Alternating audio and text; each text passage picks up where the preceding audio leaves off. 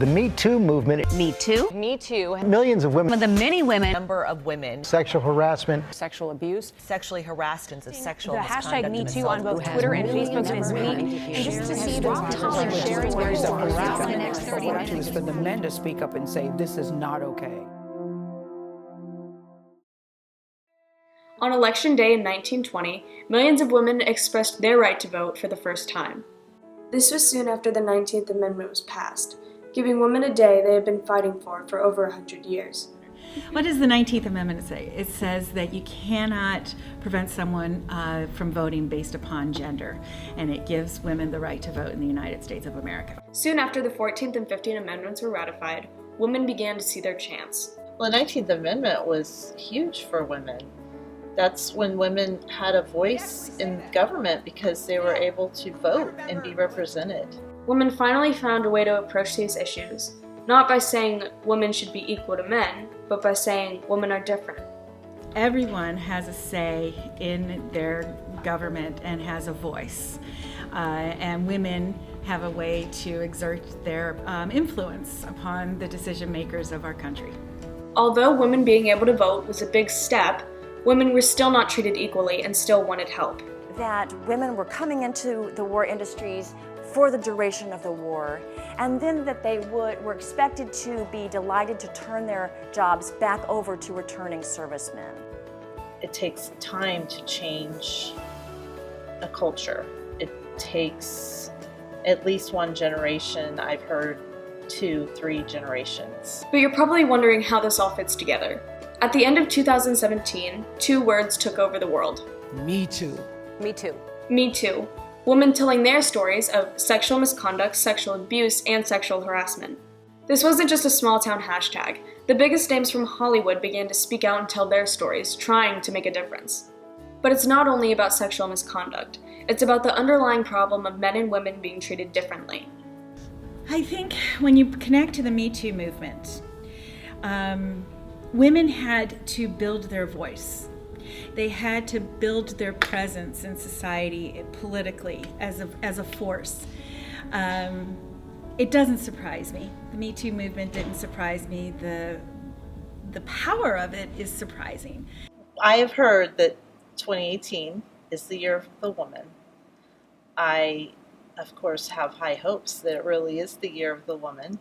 I think there's a lot of issues in our society that we cover up, and women are part of the problem. We've allowed certain things to occur, and we've played into the game that it's a men's world, and we have to fit in, so we have to overlook certain things.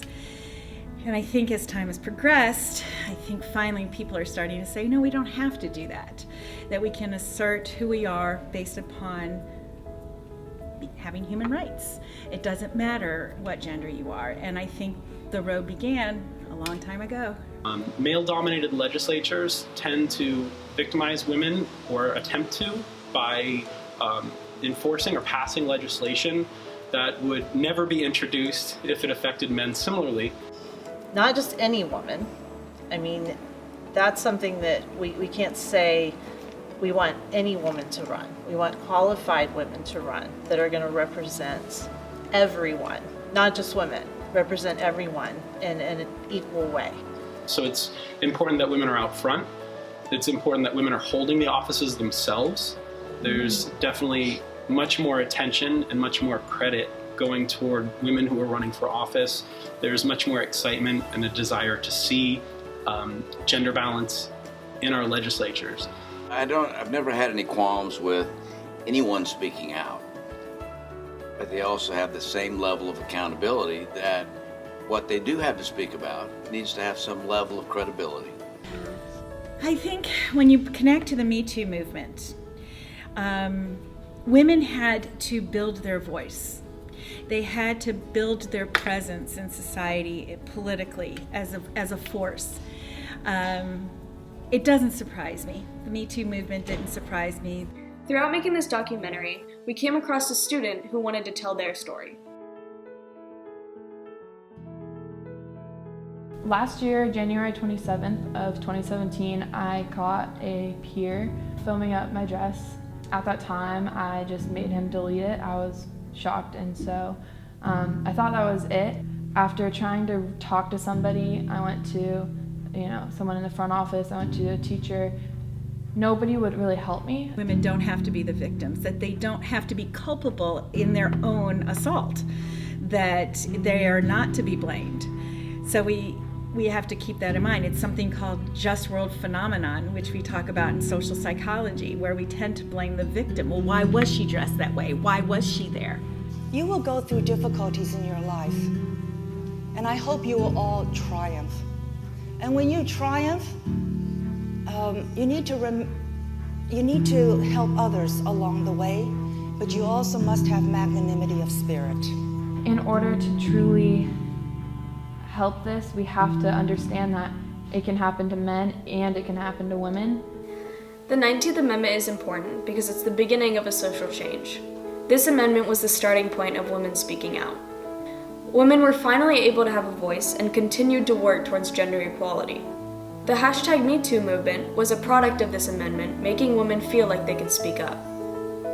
As a country, we can work together and solve problems of discrimination by being open-minded and accepting. Fighting hard to make sure that they become the leaders who take us to the time when nobody ever has to say, "Me too," again. Thank you.